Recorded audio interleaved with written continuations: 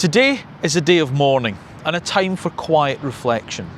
You see, because last week Ford stopped production of the Focus, which means that for the first time in 45 years since it launched the Mark III Escort, Ford no longer sell a 5-door family hatchback in the C-sector market. Now it tells us that there's no point anymore because everyone's buying SUVs and crossovers, but that marketplace still accounts for 1.4 million sales in Europe every year.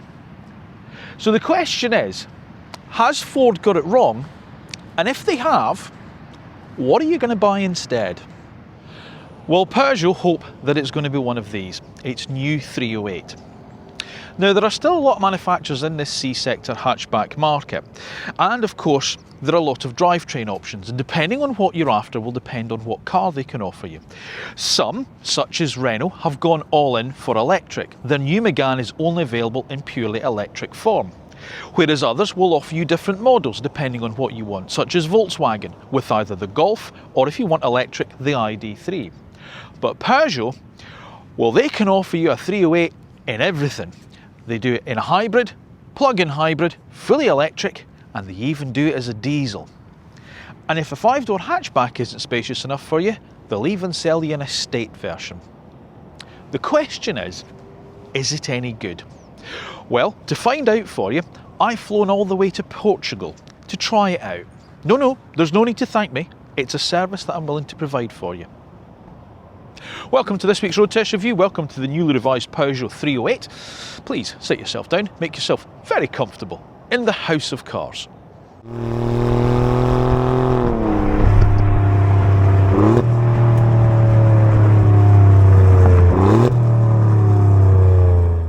Now obviously this isn't exactly a brand new 308, more of a midlife nip and tuck, just a little tweak here and there under the surgeon's knife. But of course Peugeot were keen to keep the car competitive, and it was always a good car, especially in electric form, although in some respects it maybe didn't go quite far enough when it came to the EV model. But they've changed that. There's a bigger battery available now. There's more standard equipment level as well. And of course, there's some new design language for Peugeot around the front of it. And like I said, it's a multi-energy platform, so you can have your choice. Whether you want a petrol hybrid, like this one is, whether you want a plug-in hybrid, whether you want a full battery electric vehicle, and as I say, even you can have it as a diesel come 2026. And of course, the two body styles remain, the 5-door hatchback and of course the 5-door SW or estate. But this is the car that they think is going to be the most popular in the UK, the 5-door hybrid. So that's the one that I've taken on to review for you guys. Now, of course, with the Focus going, there's going to be a lot of, well, old Focus drivers and owners out there who are going to be looking to replace the car. So my question is, if it's just a little mild nip and tuck here and there, have Peugeot done enough to maybe win over some new customers from Ford to drive the roaring lion? Let's find out.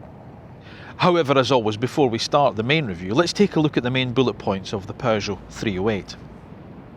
So Peugeot's 308, as before, offers a complete multi-energy drivetrain platform with a choice of electric, petrol, diesel and now plug-in hybrid options.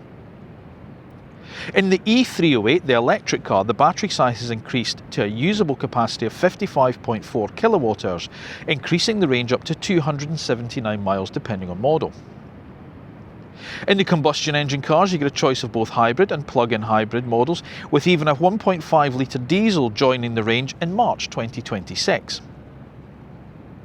And 3 trim levels are offered in the UK, with prices ranging from just under £30,000 for the hybrid hatchback, all the way to just over £40,000 in range-topping plug-in hybrid estate. So, choices of drivetrain options, some fresh styling, some new equipment levels, plus more range from the electric one. Have Peugeot nailed it? Well, let's stick it through a House of Cars road test review down in Portugal and find out.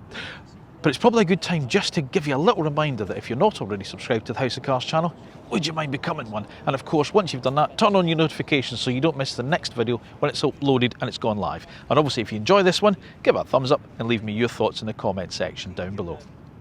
Now, I always like the look of the Peugeot 308. I like the sort of big fang lights that went down the front of it. But one thing I always thought with it, it looked a little bit nose heavy. It looked quite bulky at the front. They've changed the design round about the front of the car, and they've sort of brought it in line with their larger offerings, you know, the 3008 and 5008. And I'll go through the details with you in a second. But I think what they've managed to do is make it less nose heavy. I think they've actually cured that sort of like thing that I had with it. I don't know, maybe you were the same, but I always felt it looked a bit heavy at the front. But what they've done is they've changed the lighting signature. So gone are the fangs down there, but you've now got the 3-claw DRLs here just at the top. You'll see them on the lights there, but they're not your main headlamp units, they're just the DRLs. Your main headlights are now down here. Now a lot of manufacturers are doing this, so of course when these are off they're hidden within this trim, so it gives a much sleeker look at the front. It really works quite well. You get LEDs across the whole range, so even in lead-in model Allure you get LED lights, but as you move up the range into the higher trim levels you get matrix LEDs as well. The other thing that's now changed is you get an illuminated grille on the GT and GT Premium. So the range in the UK will be Allure, GT and GT Premium. This is a mid-spec GT, which is probably going to be the big seller. And that car upwards in the GT Premium, you get the body colour finish to the grille here, plus the illuminated top and the illuminated shield logo as well, the new Peugeot shield, so that's illuminated as well. You still get your model designation on the front of the nose cone, which you always do, and I really like that. That's a real nod to Peugeot's heritage. You get the integrated camera just above the shield there, and they've concealed all the rest of the tech really, really well. So the sensors and everything sort of like concealed, I think, within the badge itself, which is good. And of course, you still get the parking sensors across the front, which again are concealed there. This gloss black area here, as I say, this hides where the headlights are, there and there. And of course you get airflow being channeled in around these air curtains to help take the airflow around the side of the car. And I really like this. You don't get the body colour grille on the Allure model, that's going to be black. So I say GT and GT Premium get the body colour grille. And also there's 2 new colours in the range as well, which this one is, which is called, I'm going to have to look it up. I'm really, really sorry because I thought I remembered what it was.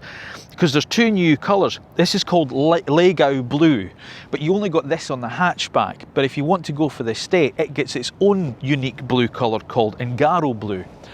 I don't know why you have to have a separate blue for the estate and the hatch. But anyway, they're both nice new colours. And of course you get your usual things, you know, like white, black, grey, metallic red as well. But I think they've done a lot at the front here, and I think, as I say, they've changed the front enough, as I say now, to bring it in line with the other models in the range, but to reduce the visual bulk at the front. I think it's successful. Now down the side of the car, there's very little difference. If you go for the Allure model, it gets 17-inch alloy wheels, unless you go for the electric Allure, because all electrics get the 18-inch wheels. But GT and GT Premiums get the 18-inch alloys as standard. They're all diamond turned, they're all a really nice finish. As I say, this is a GT model, so the GT Premium's just got a slightly different design to this, that's the only difference. Of course, GT and GT Premium get the Scuderia Peugeot shield on the side there, which I always think is quite nice. And of course you get things such as the gloss black door mirrors with the side repeaters in there. Nice big chunky door handles. Now if you go for the SW, the estate, it is slightly longer than the hatchback, but also a slightly longer wheelbase as well, so there's more practicality in the estate.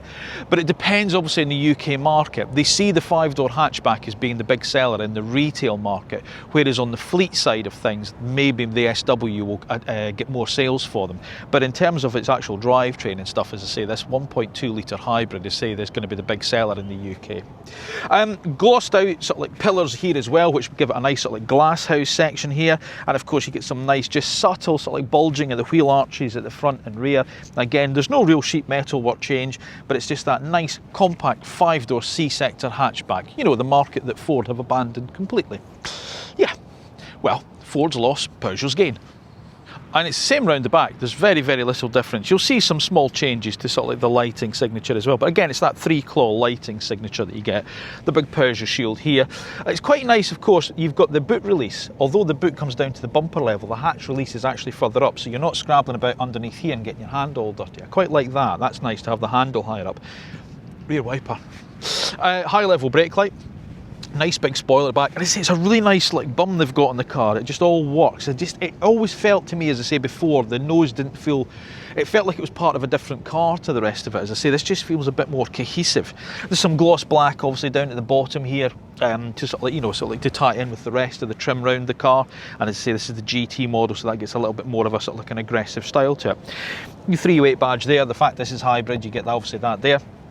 And that's it.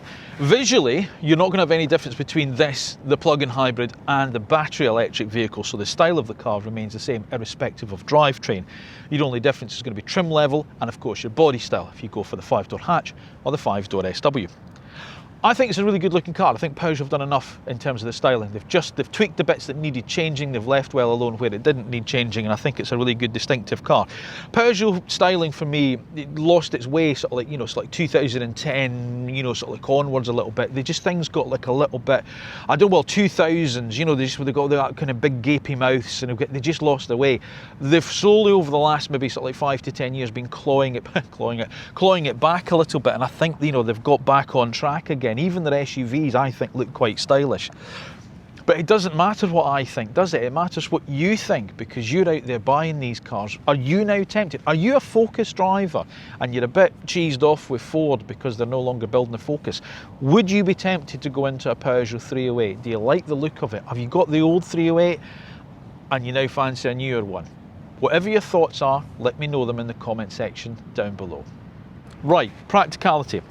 I've got notes here because I'm going to give you lots of numbers now, because it's different depending on the drivetrain you go for, okay? Now also, I don't have my suitcases, despite the fact I'm down in Portugal. Did I mention that, by the way? I'm in Portugal driving this car. In November, in sunshine. It's lovely. I don't have my suitcases, but I've got my big 42-litre rucksack here. This is the hybrid model that I've got, so this is the sort of like the most spacious when it comes to the 5-door hatchbacks, okay? So this is 412 litres of space. If you go for the plug-in hybrid, that's got the least amount of space. That drops almost 100 litres if you go for the plug-in hybrid at 314. If you go for the battery electric vehicle, go for the E308, then it sits in between the two of them at 361 litres. Okay? Now you can fold obviously the rear seats down. They fold in a 60-40 split. There's also a little ski hatch through the centre there. And if you fold the rear seats down, then you get 1,323 litres in this car, or you get 1,271 litres in the plug-in hybrid. But then the battery electric vehicle, the E308, becomes the least spacious with the rear seats down because of where the battery is, and that's 1,258 litres, okay? Now obviously if you go for the station wagon, the estate, then obviously that's a much bigger car. I will put the figures for that down in the screen below with some B-roll of that. But yeah, it's a decent size of boot. You know, there's a relatively low loading lip, but you do have a little drop there, you know, so it's not a flat load entry in. Not that I think a lot of these C-sector hatchbacks do have that, but it's a little bit of a drop in there, but nothing horrendous. But it's a nice wide opening, you know, to get things in. So if you're thinking of things like push chairs, wheelchairs, you've been to a DIY store, luggage, that type of thing, you do get a reasonable amount of space to sort of like throw luggage into the car. But as I say, it's a C-sector family hatchback, and I think for most families' needs, that is going to tick an awful lot of boxes. But if you do need more, then you've got an estate version. You've got to remember it's a left-hand drive car, because I'm in Portugal. I think I might have mentioned that. Yeah, so I'm sitting on this side, so that's my driving position. I'm 5'8". It's not bad, actually. The only thing I will say is my head hits the side of the rail here as it comes down. Now, you know, obviously, as I say, it's a C-sector 5-door hatchback. We're not expecting it to be hugely capacious in the back in some respects, but just watch that. If you're taller, that is quite sort of like close to where your head is. Headroom wise, it's all right. It's okay. Again, I would say if you were sort of 6 foot, you're going to be hitting sort of like the ceiling there. But in terms of leg room, I've got lots, you know, so I've got good lot of knee room here. The backs of the seats are sculpted out. I've got loads of foot room. I can get my feet right underneath there and dance around. There is a tunnel in the middle, obviously, because it's a multi-energy platform, but I would think a smaller child would sit on there without too much of a problem. The only downside, they haven't got changed these bloody zips. Oh, I hate these Isofix points behind these zips. I find it really, really annoying because they're too stiff and they're going to break. Anyway, there we go. That's one downside. The seat itself is okay, you know, in terms of comfort. You've got to push the head restraint up, however. You know, otherwise it digs into the back of your shoulder blades, but yeah, it's a good bit of comfort. You get the folding centre armrest with 2 cup holders here, plus you get a little slot in the middle where you can obviously pop a phone in. There's also pockets in the backs of the seats, but there's sort of like the netted pockets, not sort of like rigid ones. There's 2 USB-C ports down there for connectivity. There's a little trough in there, maybe for a packet of Polos. 2 vents in the back as well, just to let sort of like, you know, airflow through into the back of it. But it's a reasonably comfortable place to sit. Now, it was quite interesting this morning listening to their, they gave us some stats on the demographics of their customers. And the hatchback, they reckon that there's, I think it's something like about only 17% of the hatchback buyers have children, whereas in with the estate model it's over 40%. I found that quite interesting. So maybe, you're less inclined to sort of like look at the hatch as that family car. I don't know. But anyway, it's roomy enough, certainly for a family of 4. A family of 5, as long as the little one is sort of like fairly small in that sense, then they should be okay. But as I say, it's not perfect when it comes to headroom. That's the only downside with it. Okay, so again, the interior hasn't changed a huge amount from the previous car. There are some differences, however. I'll tell you what is really nice about it. No piano black, no glossy black plastic. Well, a little bit, on the steering wheel here and a little bit round the instrument binnacle. But it's all gone from here, which is lovely. I really like that, the fact. It's actually got quite a nice sort of metallic trim, round the doors and into the dashboard there. It's got the silver plastic area here, which, again, does look like silver plastic, but I'm just pleased it's not piano black. That's just makes my life so much better, I tell you, without that bloody piano black stuff. What have we got? Right, okay, so we've got a 10-inch infotainment screen here, which also includes things like Apple CarPlay and Android Auto, as you'd expect. And then you've got i-toggles down here. Now, I really like these. The only downside with the Peugeot system is it's not the most responsive. You've just got to give it a wee bit of time sometimes, to sort of like move between various different things. See what I mean? It's not instant. You press it and it does that and then it comes up. Okay? So, there are downsides to it. So sometimes if you're in a bit of a hurry or you're impatient like me and you press something, it hasn't done it and you do it again, it's like it's still going through its animation. So you just got to bear that in mind, okay? It's also got things such as ChatGPT in it now, which a lot of cars are obviously now getting. As I say, Android Auto, Apple CarPlay, which is wireless. And it depends obviously on the model that you go for in terms of its equipment level. But this is the sort of like the design of the dashboard. And of course, you get Peugeot's i-Cockpit, which I really like, which is very difficult to show on camera. But basically what it is like a 3D layered sort of like an instrumentation panel. It just looks really cool. The only downside is, of course, with Peugeot, they were the first to do this sort of like small steering wheel where you look over the top of it, okay?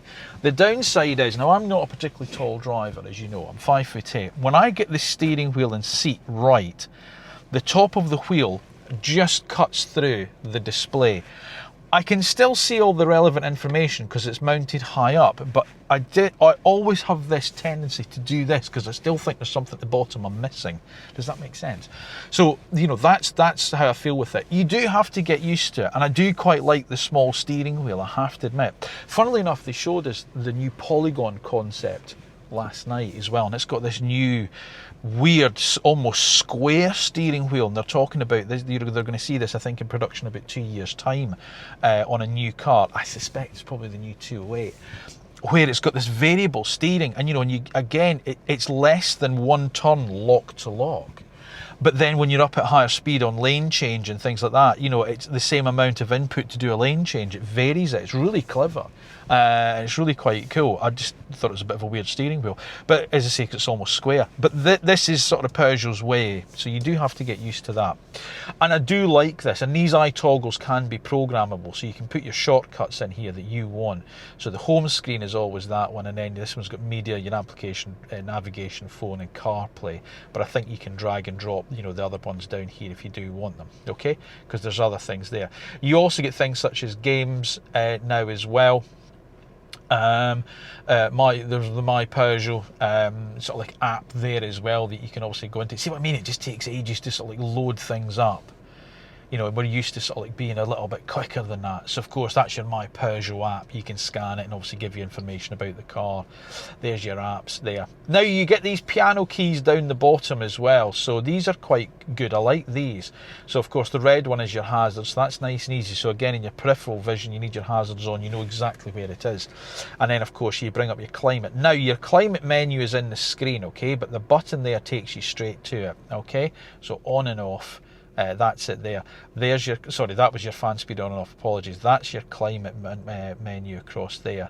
So this will obviously alter your temperature. And you bring, why is it not bringing that up? It should have brought that screen up. Interesting. Okay, that's your climate menu. So you've got to up and down, you know, the screen here for your temperature and stuff like that, and your fan speed here. Quite like the click that you get with it, you know, because, you know, I always say when you're touching a screen, that's one thing, but to know you've done what you're trying to do, it's quite nice to feel that little click. And from memory, if I'm right in thinking this, yeah, the line claw, 3 claws, takes you back to your home screen. Okay, so that's your screen there, and that's your i-toggles there. Could do with being a bit quicker, but actually it's quite nice to use. I like that. The piano keys that I was telling you about, so there you've got hazards, switching your fan off, your heated rear screen, air resuck, heat, you know, full defrost, climate. This one here with the picture of the car on it, this is quite cool. I quite like this. So this is a bit like Renault's My Perso button. So this now is, you can turn off the ADAS systems with that. So you can turn off your lane keep assist, your speed limit warning by pressing that button there. How cool is that? Pressing a button turns something on and off. Who knew? And then you get a physical volume control there for your media. As I say, it hasn't really changed from the old car in that sense. Just some of the materials and some of the equipment's different. The small steering wheel, you've still got the controls grouped around the spokes. You get your media controls over this side with your volume and track search on the rocker switch, and then over this side is your cruise control. You've got paddles behind the steering wheel. Now, it depends obviously on the model that you get, what function these do, okay? So, if, for instance, in this car, the transmission toggle is this here, so you get, I'll go on to talk about the technical side of it, but basically it's a 6-speed automatic that you get with the car in the hybrid, and then you've got a manual mode as well. So if you press M, you can then use the paddles behind the steering wheel to plus and minus, so to go up the gears and go down the gears. These paddles on the electric car will alter brake regeneration, because you now get brake regen, because it used to just be a B button, that was it. Now you've got 3 levels of brake regen on the electric one, so you've got that there, and that's what those paddles will do on that car. You get different drive modes as well, so obviously depending what you want, you've got normal, eco and sport, you know, as you tend to do on every car these days, and that's fine. And I think, if my memory serves me correctly, when you go into sport, yeah, it changes it all to red. There you go, that's it. Okay, and does it change it when you go into eco? Let's have a quick look. So what colour does it give you if you go into eco? Oh, a nice like greeny colour, greeny aqua colour. There you go. As I say, silver plastic sort of thing there. Now your stop-start button there. 2 cup holders, which is quite cool. In this car, you've got a wireless charging pad down in there. That's not standard on all the cars. You've still got connectivity as well, so you can still plug your phone in there, plus the old-fashioned 12-volt socket if you still use one of them. And there's a decent cubby in there as well, so that's there. You can cover up your cup holders with that blind across, but again, it's not piano black, it's just a nice textured plastic. There's a little cubby back here where you can drop your key, and I'll drop my sort of like sunnies into as well. And then you open up the center console, and that's not too bad in terms of its depth. Not particularly long, but it's quite deep, and it's relatively sort of like, you know, sort of like a matte finish rubber on the bottom, so things won't rattle around. So that will certainly take a big bag of minstrels in there, which is good. Door bins, as you'd expect to find. This particular car has a sunroof, and so that eats into the headroom in the back, but of course you get the electric tilt and slide sunroof with the car as well, depending obviously on the model trim. If you go for the GT Premium, bearing in mind it's the GT, you get electric seats, heated steering wheel, and 8 programmed driver's massage functions on the driver's seat. So you've got that on the GT Premium. There's also another option. I can't remember what I said. Oh God, this is so bad. I think my memory's going. What did I say about it? What was it called? It gets 360-degree vision and drive assist pack plus, which includes the 360-degree camera, 3D instrument cluster, cabin clean system, Peugeot Shield projection puddle lamps, which is quite cool. Rear cross traffic alert, adaptive cruise control with stop and go, blind spot detection and lane position assist. So the GT Premium gets quite a big step up in terms of its standard equipment levels.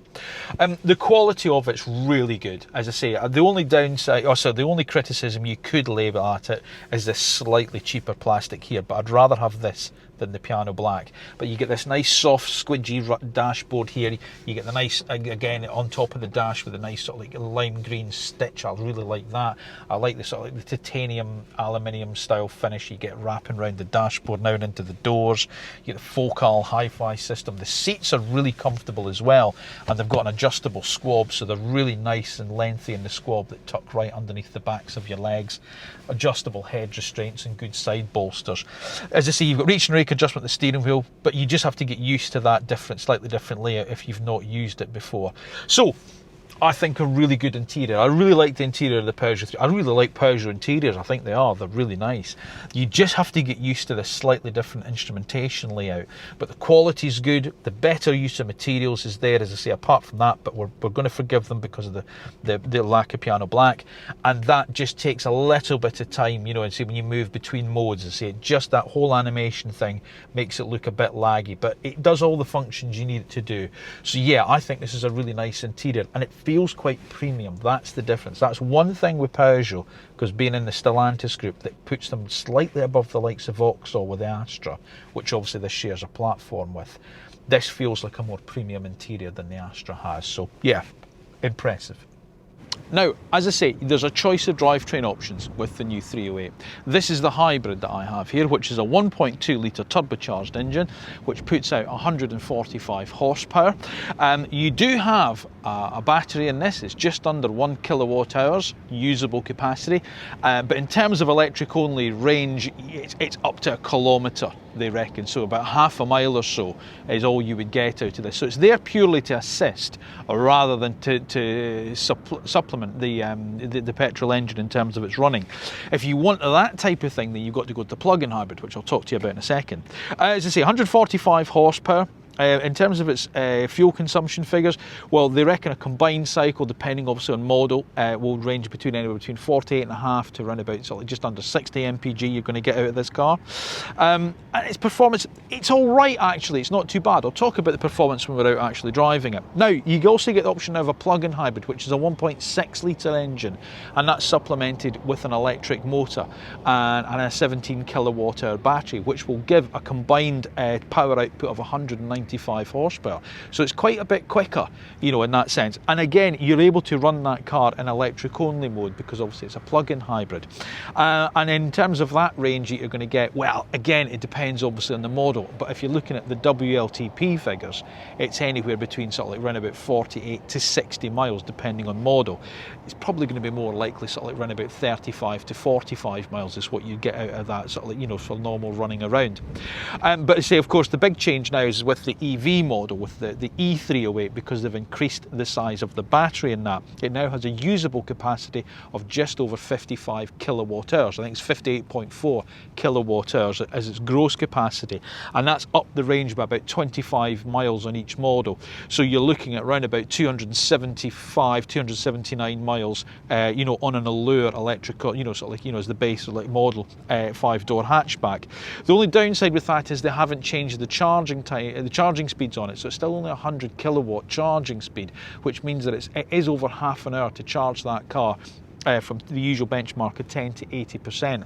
I think they quote 28 minutes from a 30% to 100%. So it's around about that sort of time.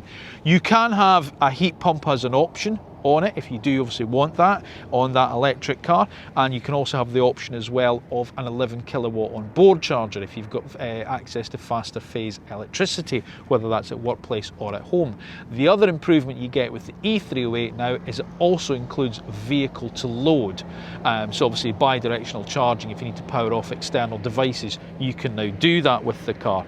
And the other thing that Peugeot are doing a thing is called plug and charge. So rather than when you turn up to an electric charger and you plug the car in and then get your credit card out and things like that, the car and the charger are going to talk to one another. And if you're signed up for it, the charger knows that, and obviously you get debited, so you don't have to stand there with your credit card out or your phone out and things like that. Now that comes on board in, sometime in 2026, so that's quite a useful addition. But it would have been nice to see a slightly faster charging speed out of that car. But there you go, that's your technical details for you. Should we go for a drive? Yeah, come on then, sun's shining, let's get the shades on, go for a drive. Now I've chosen this one because Peugeot reckon that the standard hybrid 5-door hatch is going to be their big seller in terms of UK retail orders. So I thought, well, you know, they've changed the electric 308, you know, they've changed the E308 in terms of it's got a bigger battery, there's more range and stuff like that, but it's not like it's got more power in the motor and things like that. So I thought, And I've reviewed a lot of electric cars of recent times, so I thought, let's just go with the one that, you know, they think that people will be buying and you'd be interested in buying. So that's what I've gone for. So what we have is a 1.2 turbocharged engine that obviously also has an electric assistance through a small electric motor that's into the gearbox as well. It's got it does have a battery in it that obviously provides power to that motor, but it's less than 1 kilowatt hour, the battery. So they reckon that would only do, although they do say that they reckon round about 50% of urban driving could be done under zero emissions depending on your usage. I mean, that might be okay, but generally speaking, you know, it's not like the plug-in hybrid where you can press it to run in EV only mode, or the electric car where it just runs as an EV. So it's there for assistance. It's there for, you know, sort of like little bits of sort of like, you know, urban driving, like you pull away from a junction and things like that, and you can, you know, the engine's not on, that type of thing. So how does it drive? Well, it's the whole thing combined is 145 horsepower. I think it's 136 horsepower from the engine alone, and then, you know, the electric motor adds in another 9 horsepower, something like that. It does 0 to 60 in the hatch in just under 9 seconds, 8.8 seconds. It does it.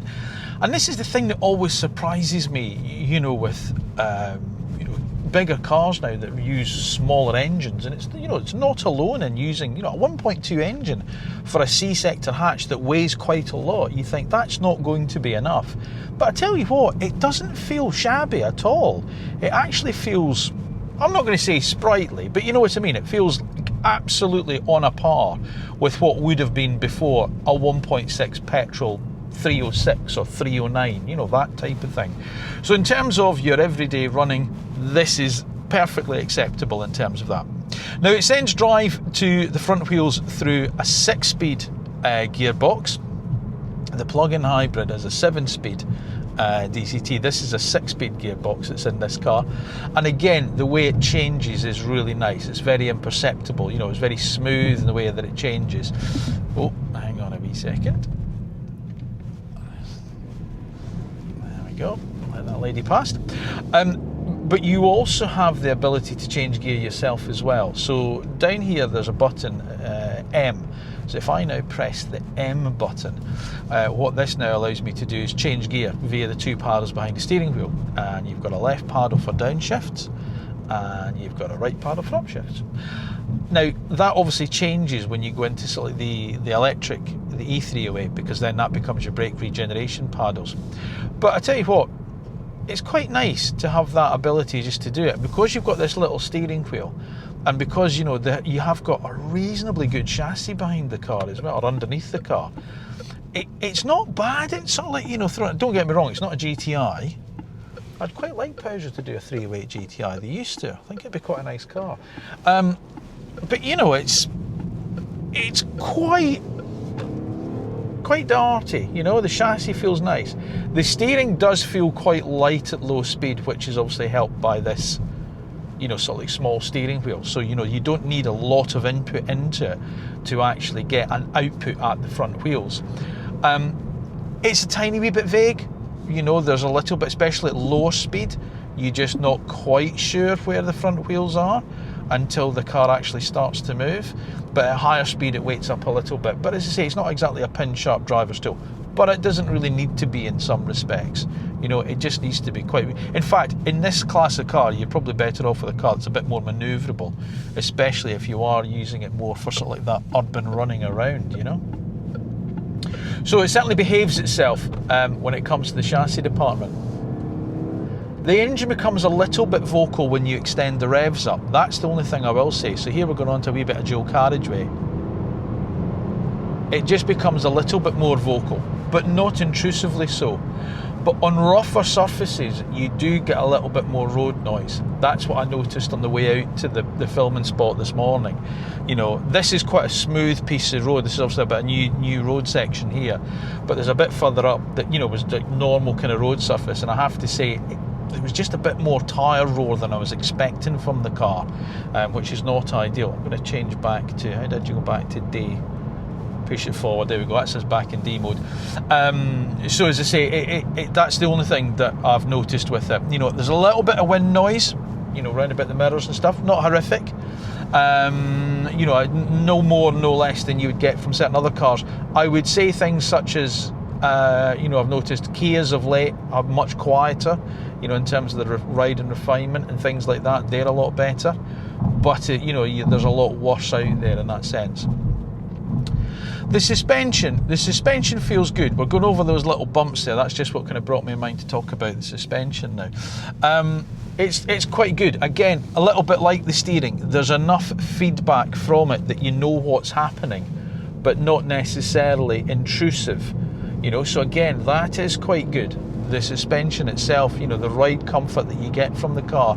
Peugeot have always had good chassis, I feel. You know, all through like the 309, 306, you know, these medium-sized Peugeots, they've always had quite a decent chassis to them, and this is no different. So it's got a good enough blend, shall we say. They've got the balance right. You know, there's enough handling there. There's comfortable enough ride there. It's not as comfortable as something like the Citroen C4, but maybe it's not quite as wallowy in the corners either. It's a little bit flatter through the bends than the C4 is. So that's your trade-off. But certainly not an uncomfortable car when it comes to the way that the car rides.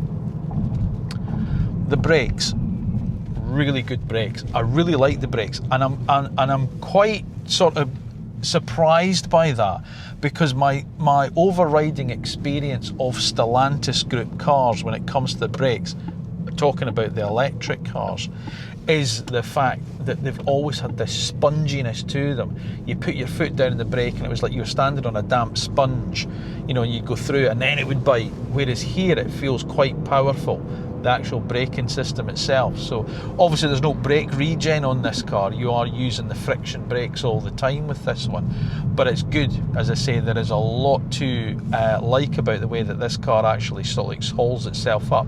So the brakes have got a really nice feel to them as well. It's a really comfortable driving position that you get in the car. I was saying earlier about this dashboard. This is the only thing about it. It does take a little bit of getting used to, because you've got this small wheel and you've got this raised instrument panel. But when you get it in exactly how you want it, although you are looking across the top of the wheel, it's still cutting off a little bit of the screen for me, and I just always feel myself doing that. I'm not missing anything because it's a blank bit at the screen, but because you just takes getting used to, you're constantly doing that. But the visibility around the rest of the car is quite good. You know, nice big door mirrors on it as well. There's good over the shoulder visibility. The seats hold you really, I really like these seats. You know, they feel quite sporty, not like where you would get in them and the bolsters jab you as you sort of like climb in your kidneys, but they just hold you in the right place. And the fact that you've got this lengthy squab that you can adjust as well to give you a bit more support under your thigh, really, really good. But yeah, there's no doubt about it, this does take a little bit getting used to on the car. I like the way the dashboard's laid out. I like the way that they've got physical buttons down here for shortcuts. I do like these eye toggles.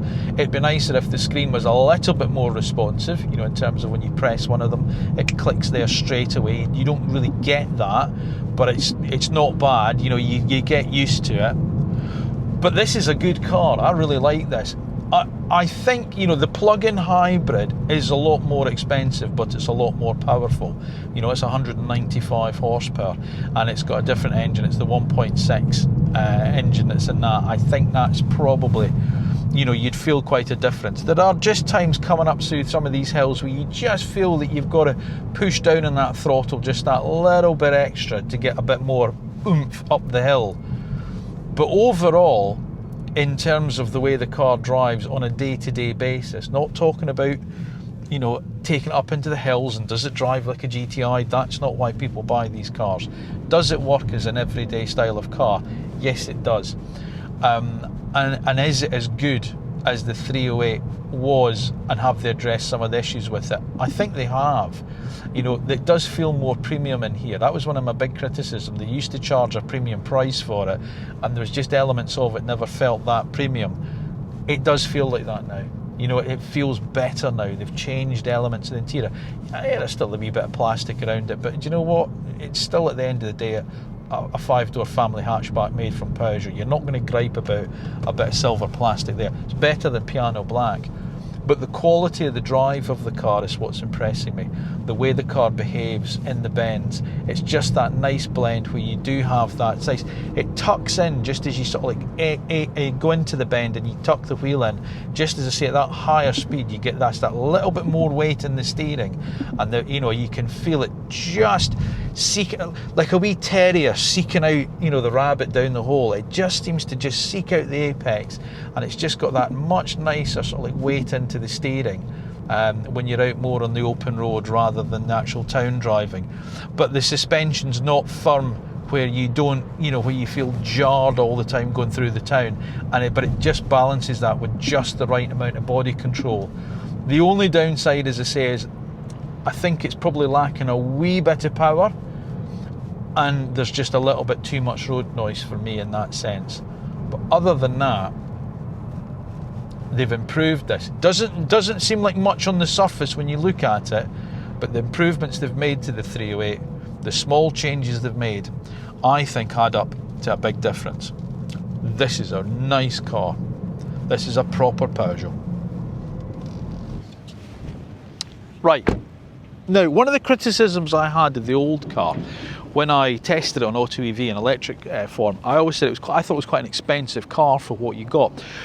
Peugeot have revised the pricing. Now, as I say, they do want to be seen as more of the premium brand within the Stellantis group in some respects, but I think they've got the pricing realigned, so it's actually about right, I think, personally. Now, again, forgive the phone because there's a lot of numbers here that I need to talk to you about. And what I'm going to do is I'm going to run you through sort of like the different models that you get. Okay, so you get 3 trim levels in the UK: Allure, GT, and GT Premium, and then obviously you get 3 drivetrain options within that. You either have hybrid, which this one is, you get plug-in hybrid, or you get full battery electric vehicle. Okay, so if we start with the Allure, that kicks the range off at 29,995. Okay, I think that's good value for money personally. It's well equipped to standard that, and that's for the hybrid. Okay, if you move up to the electric Allure, it's only 30,995, so it's only another £1,000 to get the battery electric Allure model. I think that's good value. The plug-in hybrid is quite expensive. It goes up to £35,095. So there you go. Then you move up to the GT, which this car is, and you start there at 32,095 for the hybrid model, like this one. 32,995 for the EV, and 37,195 for the plug-in hybrid. So there you go. GT Premium, 33,395 for the hybrid, 34,495 for the EV, and 38,895 for the plug-in hybrid. Okay, so it's still below that £40,000 bracket if you go for the 5-door hatchback. Okay, now on those prices, if you want it in estate version, the SW, then it's a £1,200 premium that you add to go to the estate body style. Okay, now Peugeot cover the car, well, they cover the batteries on the car for 8 years, as they have done, and of course they've got the new Peugeot Care for 8-year plan as well, which also covers sort of other bits and pieces on the car for additional costs, and there's some service plans out there as well. So they've realigned the prices of the car. I think it offers good value for money personally, considering the amount of standard equipment levels that you get, and in terms of the feeling of premium quality, I think that they've managed to embody now in the interior of the car. But just remember, those plug-in hybrid options are the most expensive ones. Now, like I say, Ford have abandoned this market, okay? But there's still plenty of choice out there, and it will depend on what you want in terms of your driveline as to what car you're going to look at. So if you are interested in electric, motoring with the E308, then you're looking at cars such as the Renault Megane E-Tech, Volkswagen's ID3, the Cupra Born, Kia's new EV4. That's a car that now plays into this market space. So there's certainly options there within that, and of course from within Stellantis Group as well, you've got the Vauxhall Astra Electric, and of course Citroen's EC4.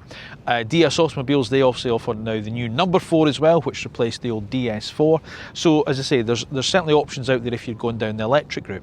If you're going down the hybrid / plug-in hybrid route, then obviously it opens up a little bit more, and depending again on the manufacturer will depend obviously on whether it's the same model as that, you know, that they offer in electric multi-drivetrains, or whether it's a separate model. So for instance with Volkswagen, it's not the ID3 anymore, it would be the Golf you would look at, for instance. With Cupra, you wouldn't look at the Born, which is obviously electric, but you would look at the Leon. But of course you've also got other cars in there. Now Kia are a new player again in this market because they've got the new K4 coming, and that's a car that I'm hoping to drive very, very soon as well. So that's their new combustion engine car, which sits alongside the EV4. It's not just a combustion engine version of the EV4, if that makes sense. And then, as I say, you've got other cars to look at as well. And of course, a lot from Japan as well, because Japan are quite, dare I suggest, lax when it comes to electric vehicles, but there's still plenty of choice when it comes to 5-door family hatchbacks. So you get things such as the Toyota Corolla, you get the Mazda 3, the Honda Civic, cars such as that, you know, recognisable nameplates. That Mazda 3 is a brilliant car, I've reviewed that. Take a look at, I'll pop a link up to that review. That's a brilliant little car, I really love the Mazda 3. And then again, from within Stellantis Group, because they use the multi-energy drivetrain, there's options there, of course, from Vauxhall with the Astra, of course Citroën with the C4 as well. So there's certainly a lot of options out there if you're looking at a C-sector 5-door hatchback. And remember, I say it's still quite a big market space in the UK. But of course, the one option that you don't have anymore is the Focus, because Ford aren't playing the game anymore. One of the problems with the old 308 was that Peugeot had aspirations of being a premium manufacturer. So they charged premium prices on a product that wasn't, well, that premium in fairness. Now, although this is just a little midlife facelift, it does appear that the Peugeot have addressed a lot of those problems that I had with the older 308, especially the E308, the electric one. And of course, you are getting an awful lot more for your money. There's the new design language, which looks, well, in my opinion, a lot more premium. There's more standard equipment levels on the car, which gives you better value for money. There's better use of materials in the interior now, gives it a much more premium feel. But of course, you've still got that choice of drivetrain options, whether you want a hybrid, a plug-in hybrid, or a full battery electric vehicle. You've also got the choice of whether you need a 5-door hatchback or a 5-door estate car. You've got that choice as well. Is it the most exciting car to drive? No, but does that really matter? What you really want is just a good value for money 5-door family car that offers a decent amount of tech, a choice of drivetrains and a choice of body style options. And with Ford leaving this market, that gives Peugeot a great opportunity to soak up some of those Focus customers that will now be looking for something to replace their beloved blue oval. And with this new 308, I think Peugeot stand a very good chance of doing just that. And I didn't really need to come to Portugal to find that out. Still, it's nice to get a bit of winter sun in before Christmas, isn't it?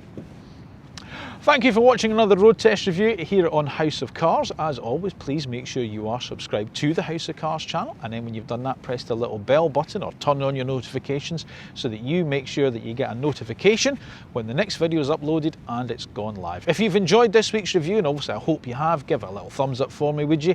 And let me know your thoughts in the comment section down below. Have you got a Peugeot 308, the old one? What don't you like about it? Would you be tempted with this new one? Have you never had a Peugeot? Are you a Focus driver?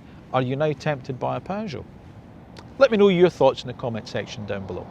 Now remember, I'm across on social media. I'm on Instagram, so if you want to follow me there, I would appreciate the support, and it's at House of Cars 1973. So if you want to go and follow me there, I'd certainly appreciate it. And remember, whether or not it is a new car or an old car, a small car or a large car, a slow car or a fast car, you'll find them all here in the House of Cars. Thank you again for watching. Thank you for your continued support. I'll see you again soon.